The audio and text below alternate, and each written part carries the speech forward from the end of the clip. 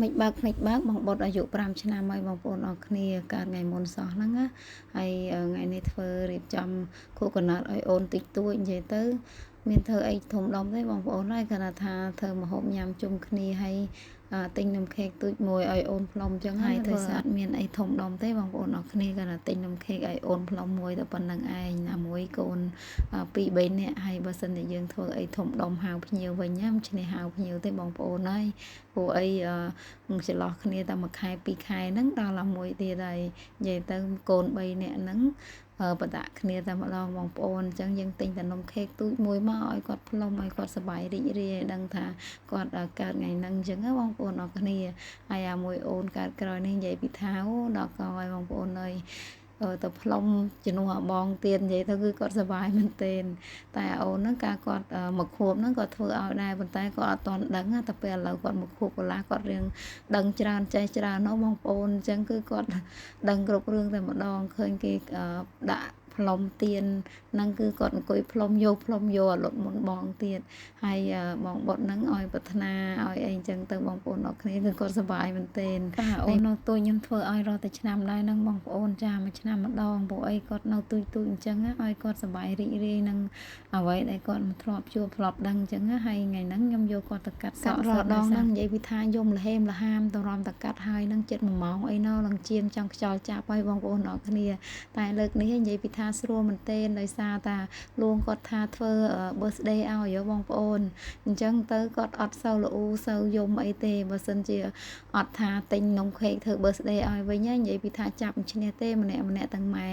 ទាំងជាងហ្នឹងគឺបែកញើសខ្ចាយហើយបងប្អូនអរគ្នាវិញដោយកូនខ្ញុំអត់ឲ្យទៅកាត់សក់វិញដឹងថាយំទាំង2ទាំង3ហ្នឹងឯងនិយាយទៅពិបាកកាត់សក់មែនទែនកាត់ម្ដងហ្នឹងនិយាយថាស្រែកថ្លង់ពេញកន្លែងជាងគេហ្នឹងឯងបងប្អូនអរគ្នាឲ្យចាប់ចង់ឈ្នះទេកាលបងហ្នឹងថាពិបាកកាត់តែពេលដល់ប្អូនហ្នឹងកាន់តែពិបាកកាត់ទៀតបងប្អូនហើយនិយាយទៅគឺប្រកែកប្រកិនពេញតាកន្លែងជាងហ្នឹងហ្មងរំបកាត់ហើយហ្នឹងជិត1ម៉ោងអីហើយនិយាយទៅខ្ញុំទុកសក់គាត់វែងដែរហ្នឹងអីព្រោះអីពិបាកយកទៅកាត់ពេកបងប្អូនអរគ្នាដល់ពេលពិបាកកាត់សក់អញ្ចឹងពេកទៅពេលកាត់ម្ដងខ្ញុំឲ្យជាងគាត់ឈូសឲ្យអស់ហ្មងទៅព្រោះអីទុកបានយូរខែដែរត្រង់តែសក់វែងទៀតគឺយើងទៅកាត់ម្ដងទៀតហ្នឹងគឺយើងស្រួលដែរបងប្អូនចាស់កូនបងប្អូនវិញដូចកូនខ្ញុំអត់ពេលកាត់សក់ម្ដងគាត់នៅស្ងៀមឬគាត់យំដូចកូនខ្ញុំដែរទាំងពីរនាក់ហ្នឹងពេលកាត់សក់ម្ដងគឺចាប់មិនឈ្នះដូចតែគ្នានឹងឯងអូយដល់កហើយថ្ងៃនេះថ្ងៃគូកណាត់របស់គាត់ហ្នឹងខ្ញុំកម្រងថាធ្វើបុកល្ហុងញ៉ាំអញ្ចឹងក៏ទិញជាមួយស្លាប់មាន់ហើយនឹងផ្លូវមាន់តាំងពីព្រលឹមទៅរើសស្លាប់មាន់និងផ្លូវមាន់មកហើយយើងយកមកប្រឡាក់ទុកឲ្យហើយដល់ពេលល្ងាចឡើងវាចូលជាតិល្អអញ្ចឹងណាបងប្អូនអរគ្នាហើយគ្រឿងខ្ញុំប្រឡាក់ហ្នឹងខ្ញុំដាក់តាដុំស៊ុបខ្នុរប៊ីចេងនិងស្ករហើយនឹងប្រេងខ្យងបន្តិចទេបងប្អូននិយាយទៅរសជាតិខ្ញុំយកបែបរៀងសាបណាបន្ទាប់ពីយើងប្រឡាក់ទុកក្លាសេក្នុងទូមកល្ងាចហើយ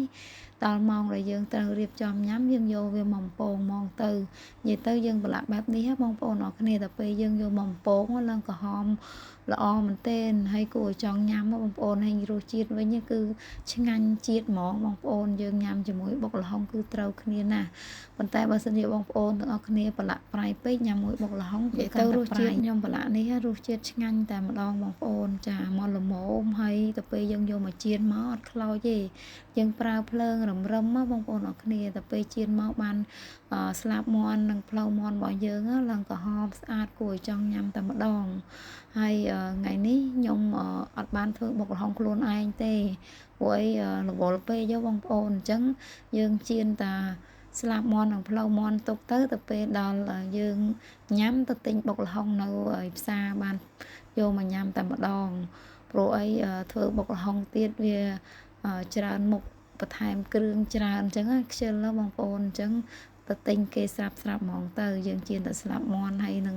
យើងមានជាមួយនឹងនំបញ្ចុកដែលយើងទិញមកទុកហ្នឹងតែប៉ុណ្ណឹងគឺរួចរាល់ហើយណាមួយ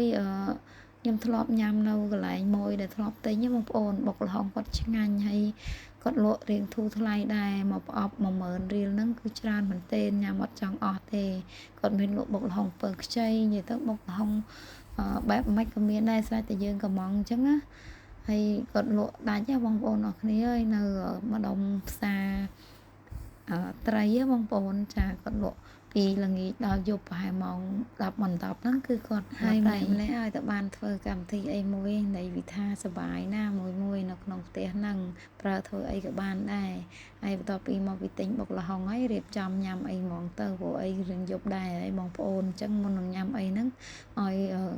អូនកាត់នំសិនបើអញ្ចឹងទេញ៉ាំអីហើយកាត់នំតាមក្រោយហ្នឹងដឹងវល់ពេញហ្នឹងតែម្ដងណាមួយបានផ្លុំ birthday អញ្ចឹងទៅហើយយើងញ៉ាំបាយហើយយើងញ៉ាំនំខេកតាមក្រោយទៅជាផ្អែមលៀងមាត់អញ្ចឹងណាបងប្អូន